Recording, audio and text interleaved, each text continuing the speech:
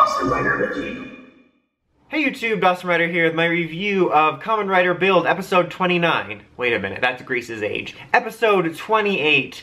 So yeah, I had to mention that I love the intros for this series, and Grease doing the intro and him arguing with Ryuga. It was just, I love it so much. I would love just a compilation video of all those somebody does when the series is over. But this was another solid episode. Kind of predictable, honestly. Like, there's like, everything went the way I expected it to, which is a little bit unusual for Build, because sometimes it keeps me guessing, but it's not really a huge complaint considering I still don't know where we're going forward, like through the end of the series, because there's so much unknown. But basically, it happened the way I thought, where, you know, Sawa really wasn't fully working with them, and, you know, they got the data on Rabbit, but, you know, they didn't have anything on TankTank, so that's how they won. Not to mention, I was also expecting Stalk to appear in this episode, because kind of like Frieza, like, once here's what happened. Android 17 showed up, and he won everything. No. But, you know, Stalk hadn't been around, really, for a couple episodes, so I was totally expecting him to show up, because there's no way he wasn't scheming anything in the background. So it kind of went all the way I expected. Like, Sawa, basically, we got a flashback of her explaining to Sento everything and saying, you know, look, they have this dude's family. I forgot the dude's name. They're like, they have Nadeshiko's family or Nadeshima's family. And I was like, who's that? Like, I have a really bad time with names. Then they flash back. It's that fat dude that they helped out in the past. So basically that was like the reasoning, that she was still kind of a spy. Like, she explained they orchestrated her being outed before to get them to trust her more, which is a huge trope which I never understood anybody doing in any show. Like, oh, let's shake their trust in you to make them trust you more. Like, I kind of get the logic of it, but at the same time, if they create a moment of shaken trust, you're always gonna think that. That's like putting someone in an undercover relationship and being like, cheat on them once, but then reinforce your bond. But then you're always gonna mistrust them because of that. I don't know. Like, I kind of see the logic, but also I don't.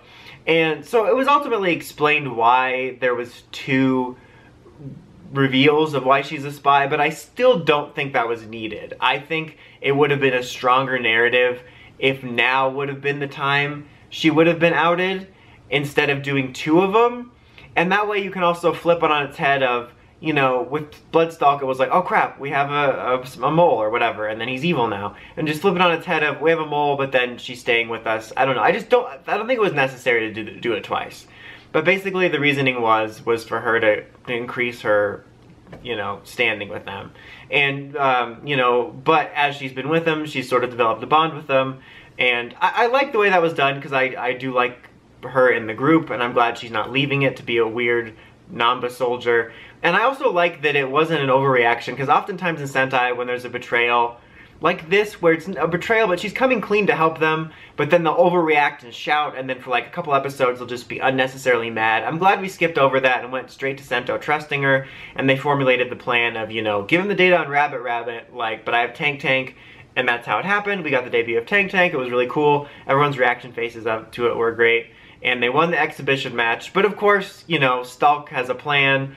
And the plan's fairly straightforward. They basically killed the dude in charge of Seto, and, you know, Nanba took his place via his soap opera face construction magic, and they're basically planning on just ignoring the results of the match. I'm not sure exactly how they're gonna go about it. Like, they showed they have like a robot army of stuff, but yeah, they're basically going to ignore that, and they're like, it doesn't matter once we get Pandora's box and open it. So yeah, we pretty much knew that would happen. Like, again, everything transpired according to their design. Like, I knew how it was gonna happen. I knew the TankTank thing would happen. I knew that